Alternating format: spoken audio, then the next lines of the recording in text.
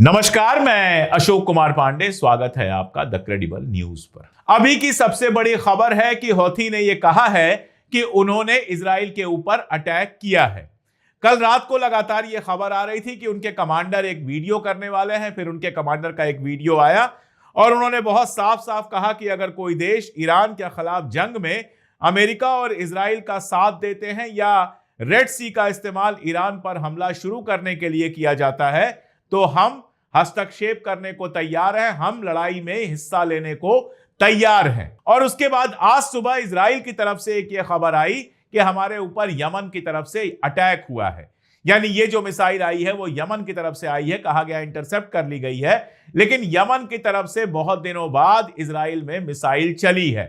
जब गजा वाली पूरी बात चल रही थी, गजा वाली जंग चल रही थी, तो यमन लगातार इजराइल के ऊपर मिसाइलें फेंक रहा था। लेकिन गजा की जंग खत्म होने के बाद यमन ने यानी कि हूथी ने इजराइल पर हमला करना बंद कर दिया था। अब अगर यह खबर सच है कि यमन ने हमला किया है तो आप यकीन जानिए कि इजराइल के लिए यह सरदर्द बढ़ाने वाली चीज है। और यह भी समझिए कि ईरान ने बहुत होशियारी के साथ इस्तेमाल की है अपनी तीसरी ताकत जो यमन के अंदर है। हिजबुल्लाह लगातार लड़ाई लड़ रहा है। हिजबुल्लाह का इस्तेमाल करने की जरूरत ईरान को नहीं थी, क्योंकि ईरान वार शुरू होने के साथ ही इजराइल ने यह कहा था कि हम हिजबुल्लाह के ऊपर अटैक करेंगे या लेबनान के ऊपर अटैक करेंगे। और जब उन्होंने लेबनान के ऊपर अटैक किया तो हिजबुल्लाह ने जबरदस्त जवाब दिया है। और जिस तरह की खबरें आ रही हैं, बहुत साफ समझ में आ रहा है कि लेबनान में जबरदस्त नुकसान हो रहा है इजराइल का। जिस तरह के वीडियोस हिजबुल्लाह जारी कर रहा है उसमें पूरे के पूरे मरकावा टैंक को उड़ाने के वीडियो हैं। एक घर के अंदर कई सारे इजराइल के सैनिक दिखाई दे रहे हैं और उसके बाद विस्फोट दिखाई दे रहा है, यानी वो सारे सैनिक मारे गए। खबर यह आ रही है कि इजराइल लगातार हेलीकॉप्टर वहां से भेज रहा है ताकि घायल और मारे गए सैनिकों को वहां से वापस ला सके। और सिर्फ इतना ही नहीं, आज सुबह की खबर अगर सही है, जो अभी कंफर्म नहीं है लेकिन बहुत सारी जगहों से आ रही है, कि इजराइल की एक पूरी बटालियन ने हिजबुल्लाह के सामने सरेंडर कर दिया है। और अब हालत यह है कि गोलियों की आवाज सुनते ही उनकी बटालियनें वहां से भाग रही हैं। लेबनान के अंदर जरूर घरों पर अटैक हो रहा है। मैं बहुत बार बता चुका हूं कि एयर डिफेंस नहीं है, इसलिए वो आसान हो जाता है उनके लिए। लेकिन लिटनी नदी के बॉर्डर का जहां तक मामला है, वहां पर हिजबुल्लाह ने इनको हल्कान किया हुआ है और नॉर्दर्न इजराइल पूरी तरह से वीरान होता जा रहा है। तो एक तो उस फ्रंट पे लड़ रहे हैं, ईरान के साथ लड़ाई चल रही है। ईरान का भी नुकसान कम नहीं हो रहा है। आज भी ईरान के ऊपर बमबारी हुई है, लगातार बमबारी हो रही है। उसके 3 स्टील प्लांट्स पर हमला हुआ है। जहां हैवी वाटर बनता था न्यूक्लियर रिएक्टर के लिए, वहां हमला हुआ है। इसके अलावा रिहायशी इलाकों पर लगातार हमला हो रहा है, ये ठीक है। लेकिन ईरान उतना ही पलट के हमला कर रहा है, ये भी अब क्लियर है। आज तेल अवीव के भीतर हमला हुआ, मैंने सुबह डिटेल में बताया था। हाइफा की एक यूनिवर्सिटी पर हमला हुआ, यह भी मैंने बताया था। तो एक तो ईरान से लगातार हमले हो रहे हैं और यह खबर आ ही चुकी है कि इजराइल के पास इंटरसेप्टर लगातार खत्म हो रहे हैं। यहां तक कहा जा रहा है कि अब सारी मिसाइल्स को इंटरसेप्ट नहीं किया जा रहा है। देखा जा रहा है जो बेहद जरूरी जगहों पर मिसाइलें गिर सकती हैं, जिससे इजराइल का ज्यादा नुकसान हो सकता है, सिर्फ उन्हीं को इंटरसेप्ट किया जा रहा है, बाकी को गिर जाने दिया जा रहा है। यानी ईरानी मिसाइलों के लिए इजराइल का आसमान खुलता चला जा रहा है। और इस समय अगर हूथी भी लगातार अटैक करता है, पहले ही इंटरसेप्टर कम है, तो अब हूथी को भी लगातार इंटरसेप्ट करना मुश्किल होता जाएगा। और हूथी की मिसाइलें रोकने के लिए और इंटरसेप्टर मिसाइलें खर्च होंगी और मुश्किल बढ़ती जाएगी। यह तो केवल एक बात है। दूसरी बात, कल का हूथी का बयान देखिए। उन्होंने कहा अगर कोई देश ईरान के खिलाफ जंग में अमेरिका और इजराइल का साथ देता है। इशारा किस तरफ है? इशारा बहुत साफ है, एकदम क्लियर दिखाई देता है कि यह इशारा सऊदी अरब और यूएई की तरफ है। आप जानते हैं यमन के अंदर सऊदी और यूएई की फोर्सेस से हूथी ने 7-8 साल लंबी लड़ाई लड़ी है और इनका मुकाबला करके यमन के बड़े हिस्से पर कब्जा किया है। यानी पहले भी सऊदी अरबिया और यमन के साथ वो सारा कुछ हो चुका है जिसकी धमकी यमन अब दे रहा है। लगातार जो बयानात आ रहे हैं, आज गार्डियन में जो खबर छपी है, इंग्लैंड के अखबार गार्डियन में जो खबर छपी है, जिसमें यह फिर से कहा गया है कि सऊदी अरबिया अमेरिका के ऊपर प्रेशर बना रहा है कि ईरान के ऊपर अटैक लगातार करते रहो। उसको पढ़ लीजिए, या फिर यह खबर पढ़ लीजिए कि यूक्रेन का राष्ट्रपति जेलेंस्की बाकायदा आता है और यूक्रेन के ऑफिसर्स को सऊदी अरबिया में तैनात किया गया है। या फिर आप यूएई की यह खबर पढ़ लीजिए कि वहां का जो एम्बेसडर है अमेरिका में, जिसके बारे में मैंने सुबह बताया था, वो भी जंग जैसी बात कर रहा है। आप अगर यूएई के स्टेप्स देखिए तो वहां पर ईरान के जिन लोगों को, जिन ईरानी मूल के लोगों को रेजिडेंसी दी गई है, परमानेंट रेजिडेंसी तो वहां मिलती नहीं है, लेकिन जो रेजिडेंसी दी गई है वो छीनने की बात हो रही है, यानी ईरानियों को अपने मुल्क से निकालने की बात हो रही है। एक अनुमान के हिसाब से 4 लाख के आसपास ईरानी यूएई में रहते हैं। इसके अलावा वहां का एक बड़ा हॉस्पिटल है जुमेरा हॉस्पिटल, और जुमेरा हॉस्पिटल 54 साल पहले, 54 ईयर्स पहले बना था। उस हॉस्पिटल को बंद करने की बात हो रही है कि उस हॉस्पिटल को बंद किया जाएगा। यह बात लगातार हो रही है कि यूएई स्ट्रेट ऑफ हॉर्मुज को खुलवाने के लिए अगर कोई इंटरनेशनल कोएलिशन बनता है तो उसमें शामिल होगा। बहरीन उधर लगातार कह रहा है कि ईरान से हम जंग को तैयार हैं। तो यमन का जो ये पैंतरा है, यमन ने जो अपना एक नया मोर्चा खोला है, बहुत साफ दिखाई दे रहा है कि अगर ये मुल्क ईरान के ऊपर अटैक करने की सोचेंगे तो यमन फिर से अटैक करना शुरू कर देगा सऊदी अरबिया पर, यूएई पर, और यहां तक कि बहरीन पर भी इजराइल पर अटैक तो करेगा ही। अब किसी को लग सकता है कि अरे हूथी क्या कर लेंगे। देखिए, 3 बातें आप याद रखिए बहुत कायदे से। पहली बात तो यह कि हूथीज ने यूएई और सऊदी अरब को लंबे समय तक बेहद परेशान करके रखा है और उसके ऊपर कोई फतह हासिल नहीं कर पाया सऊदी जैसा रईस मुल्क। तो उसके ताकत को कम करके मत देखिए। दूसरा, उससे भी इंपॉर्टेंट, आपको याद होगा कि रेड सी जब ब्लॉक करके रखा था हूथी ने, तो अमेरिका ने भी इजराइल के साथ अटैक करना शुरू कर दिया था।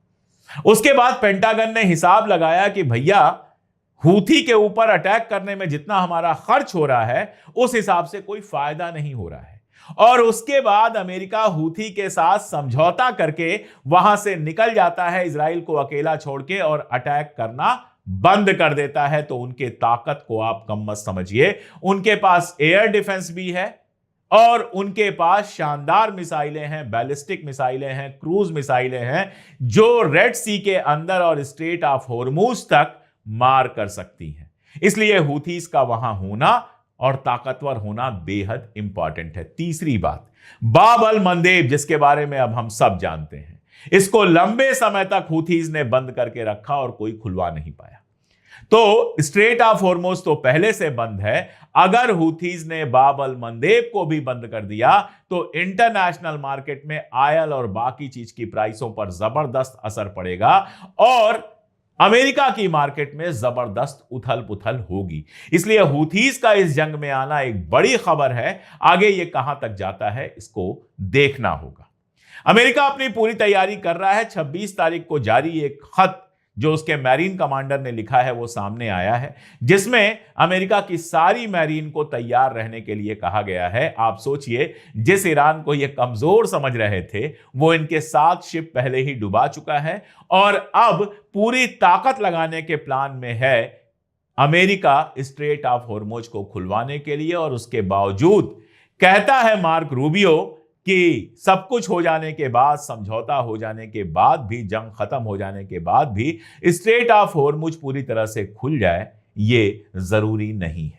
और मेरा अपना मानना है कि जो समझौते की बातचीत हो रही है उसमें अमेरिका ईरान की जीत के लिए एक रास्ता छोड़ेगा स्ट्रेट ऑफ हॉर्मुज का, कि भैया इस पर एक मिनिमल कंट्रोल बना के रखो। और ईरान अपनी डिमांड सिर्फ इतनी छोड़ सकता है कि ठीक है, हम एटॉमिक बम नहीं बनाएंगे, लेकिन ईरान के अंदर जो चल रहा है उसको समझना बेहद जरूरी है। राइटर्स की एक रिपोर्ट है और इस रिपोर्ट को बहुत कायदे से पढ़ा जाना चाहिए।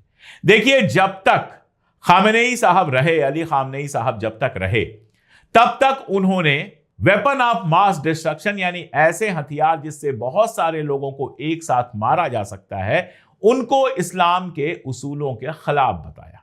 अब यह कितना मजेदार है, पूरी दुनिया में इस्लामोफोबिया फैलाई जाती है कि इस्लाम तो केवल सबको मारने काटने की बात करता है, हिंसा की बात करता है, और एक इस्लामिक धर्मगुरु सैयद अली खामेनेई साहब कहते हैं कि नहीं, ऐसे हथियार हम नहीं बनाएंगे जो बहुत सारे लोगों को एक साथ मार सकते हैं। हम सिर्फ वही हथियार बनाएंगे जो ईरान को बचाने के लिए, ईरान की हिफाजत के लिए, ईरान के डिफेंस के लिए जरूरी है। और वहीं दूसरी तरफ आप देखिए, एक यहूदी देश खुद को कहने वाला इजराइल, उसके पास एटॉमिक बम है और बाकी किसके किसके पास नहीं है, अलग से बताने की मुझे जरूरत नहीं है। कह मैं ये रहा था कि सैयद अली खामनेई साहब की हत्या होने के बाद जो वहां आईआरजीसी की लीडरशिप आई है और खासतौर पर अली लारिजानी को भी मार दिए जाने के बाद जो लीडरशिप आई है, वो ये सवाल लगातार उठा रही है कि आज अगर हमारे पास एटम बम होता तो क्या इजराइल और अमेरिका ये हिमाकत कर पाते? क्या सऊदी अरबिया इस तरह की बातें कर पाता? क्या यूएई या बहरीन जैसे मुल्क इस तरह की हिमाकत कर पाते? खैर, यूएई और बहरीन अपने दम पर नहीं कर रहे हैं, वो अमेरिका के दम पर कर रहे हैं, लेकिन फिर भी क्या कर पाते? नहीं कर पाते, क्योंकि सबको यह डर होता कि एक बम से उनका पूरा मुल्क खत्म हो जाएगा। जो ये शोरूम उन्होंने बनाए हैं, ये शोरूम एक बम से उड़ जाएंगे, और इसलिए वहां लगातार ये प्रेशर पड़ रहा है कि न्यूक्लियर बम बनाया जाए। और जितना यूरेनियम है ईरान के पास, डर्टी बम्स तो वो जब चाहें तब एक हफ्ते के अंदर बना सकते हैं। तो सवाल लगातार पूछा जा रहा है कि क्या ईरान ने न्यूक्लियर बम बना लिया है या सारी तैयारी कर ली है कि जब कोई रास्ता नहीं बचेगा तो हम न्यूक्लियर बम बना लेंगे। क्योंकि एक खतरा यह भी है कि अमेरिका या इजराइल ईरान के ऊपर न्यूक्लियर ऑप्शन का प्रयोग करें। ऐसे में फिर लाजिम हो जाएगा कि उनको उनकी ही जबान में जवाब दिया जाए। तो यह सवाल लगातार उठ रहा है कि क्या ईरान ने न्यूक्लियर बम बना लिया है। इसका जवाब आसानी से नहीं मिलेगा, इसका जवाब बहुत बाद में मिलेगा। मैं तो चाहूंगा कि दुनिया का हर न्यूक्लियर बम खत्म हो जाए, लेकिन रूबियो और ट्रंप और नेतन्याहू ने जिस तरह की लड़ाई ईरान में छेड़ी है, हर दूसरे मुल्क को यह लगेगा कि यार न्यूक्लियर बम बना लेते हैं, वरना कभी भी कोई भी हमारे ऊपर आकर कब्जा कर सकता है। तो दरअसल इन्होंने दुनिया को बर्बादी के रास्ते पर ढकेल दिया है। आगे बढ़ूं इसके पहले 2-3 जरूरी बातें। पहली बात तो यह कि जब हमने ईरान एम्बेसी का आपको बैंक अकाउंट नंबर दिया था और साथ में क्यूआर कोड दिया था, तो कई सारे लोगों ने अलग से सवाल पूछा था कि इसमें कोई खतरा तो नहीं है, हमारे खिलाफ कोई सरकारी कार्रवाई तो नहीं हो सकती है। यह सवाल कल पूछा गया भारत के विदेश मंत्रालय के प्रवक्ता रणधीर जायसवाल साहब से, और उन्होंने साफ साफ बताया कि एम्बेसीज डोनेशन ले सकती हैं, यह बिल्कुल लीगल है। इसीलिए आप अगर डोनेशन देना चाहते हैं ईरान एम्बेसी को, तो अगर भारतीय हैं आप, तो इसमें कोई लीगल बाधा नहीं है, आप डोनेशन दे सकते हैं। लोग लगातार डोनेशन दे रहे हैं।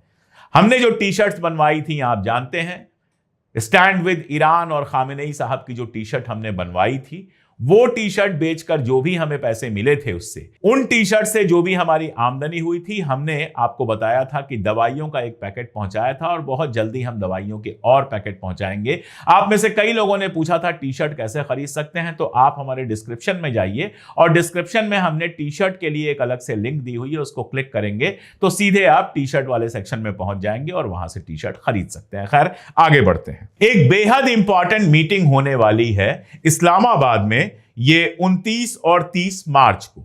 इस मीटिंग में सऊदी अरबिया, तुर्की और इजिप्ट शामिल होंगे, पाकिस्तान तो शामिल होगा ही। ये विदेश मंत्री लेवल की मीटिंग होने वाली है। ये मीटिंग इंपॉर्टेंट क्यों है? पहले ये मीटिंग टर्की में होने वाली थी, लेकिन अब ये मीटिंग इस्लामाबाद में हो रही है। ये मीटिंग इंपॉर्टेंट क्यों है, ये समझना बेहद जरूरी है। दरअसल आप ये समझिए कि जो बातचीत चल रही है वो कई लेवल की चल रही है। ये जो बातचीत है जिसमें सऊदी, तुर्की, इजिप्ट और पाकिस्तान शामिल होंगे, इस बातचीत में मुझे लगता है कि यह सारा कुछ डिस्कस होगा कि गल्फ कंट्रीज का और इस्लामिक कंट्रीज का क्या स्टैंड होना चाहिए ईरान पर, और वो कैसे इस जंग को खत्म कराने में मदद कर सकती हैं।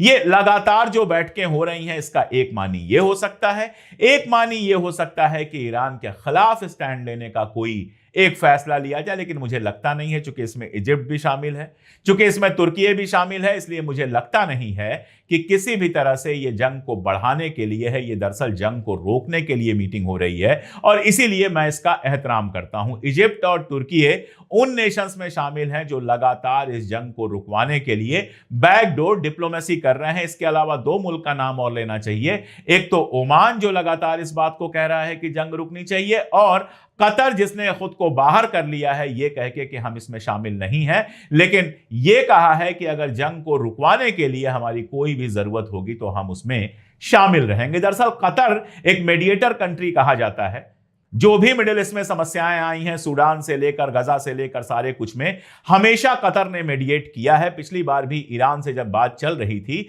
अमेरिका की, तो कतर ही मीडिएट कर रहा था, दोहा में बातचीत चल रही थी। लेकिन 12 रोजा जंग जो थी वो एक धोखा थी, और उस धोखे के बाद और फिर जब दोबारा ओमान के सहारे बात हो रही थी, ओमान मीडिएट कर रहा था, फिर धोखा दिया गया। इन दो धोखों के बाद शायद कतर मीडिएटर की भूमिका निभाने के लिए तैयार नहीं है, क्योंकि उसको पता है कि अमेरिका कभी भी धोखा दे सकता है। लेकिन फिर भी जंग रुकवाने के लिए वो अपनी पूरी कोशिश कर रहा है, और मुझे उन कोशिशों का हिस्सा ही ये मीटिंग लग रही है जो इस्लामाबाद में हो रही है।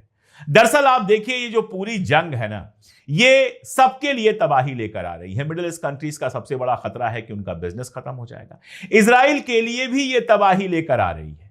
इजराइल आज सारी दुनिया में एक विलन कंट्री की तरह देखा जा रहा है। कल मैं एक टीवी चैनल पर बाबा रामदेव का इंटरव्यू देख रहा था, और वो कह रहे थे कि खामनेई साहब को मारना गलत था और ईरान को अमेरिका और इजराइल कभी नहीं हरा सकते।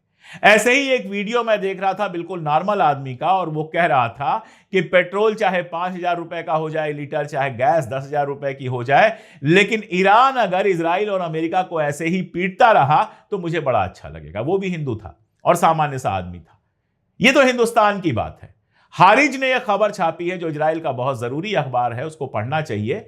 उसने यह खबर छापी है कि अमेरिका के जो ज्यूज हैं, जो यहूदी हैं, वो इजराइल से बेहद नाराज हैं, और उनका बड़ा हिस्सा अब चाहता है कि इजराइल अपनी हद में रहे और इजराइल ये हरकतें बंद करे। अपनी हरकतों से दुनिया भर के ज्यूज को खतरे में डाला है बेंजामिन नेतन्याहू ने, इजराइल के प्रोजेक्ट को खतरे में डाला है, और इजराइल के वजूद को खतरे में डाला है। यह ईरान का सबसे बड़ा हासिल है कि गजा के बाद ईरान ने इजराइल का असली चेहरा सारी दुनिया को दिखा दिया है। इसीलिए ईरान को सारी दुनिया से सपोर्ट मिल रहा है। इसीलिए ईरान को सारी दुनिया से सपोर्ट मिल रहा है। द इकोनॉमिस्ट जैसी मैगजीन, जो हमेशा प्रो इजराइल रही, उसने अपना कवर छापा है, और कवर पे वो कहती है एडवांटेज ईरान, यानी अभी तक की जंग में ईरान आगे चल रहा है। और यही बात मैं आपसे कह रहा हूं बार बार कि गिरे हुए मकानों से, खंडहरों से, इनसे जंग नहीं जीती जाती है। जंग जीती जाती है हौसले से, जंग जीती जाती है ताकत से, और जंग जीती जाती है इस बात से कि आपके लोग कितना खतरा उठाने के लिए तैयार हैं, कितना बर्दाश्त करने के लिए तैयार हैं। सुबह मैं एक वीडियो देख रहा था, यह खर्ग आइलैंड का वीडियो था। आप इस वीडियो को देखिए, पीछे आग लगी हुई है और एक ईरानी बच्ची आराम से झूला झूल रही है। ऐसा नहीं है कि ईरानी दुखी नहीं है। जिसका घर टूटता है उसका दर्द वही समझ सकता है जिसने कभी यह सब झेला हो। जिसका बच्चा मरता है, जिसका बाप मरता है, जिसके घर वाले मरते हैं, उसका दर्द समझना आसान काम नहीं होता है। यह दर्द ईरानियों के सीने में है। लेकिन अपने वतन से जो मोहब्बत है, अपने वतन के साथ खड़े होने का जो जज्बा है, और जो यह खदशा है, जो डर है कि अगर इजराइल और अमेरिका जीत गए तो ईरान का वही हाल होगा जो इराक का हुआ था या फिर अफगानिस्तान का हुआ था, वो उन सबको एक करता है, और वो बड़ी से बड़ी मुश्किल उठाने के लिए तैयार हैं। और इसीलिए बाकी सब बातें एक तरफ, लेकिन अमेरिका और इजराइल ईरान को हरा कभी नहीं पाएंगे, चाहे जितनी भी सेना इकट्ठा कर लें। फिलहाल अभी मेरे पास ये अपडेट्स थी मैंने की। आगे भी जैसे जैसे अपडेट्स आती रहेंगी मैं लगातार करता रहूंगा। जुड़े रहिए हमारे साथ, देखते रहिए हमारे वीडियोस और हमारी ताकत बनिए। आज के लिए इतना ही, बहुत शुक्रिया।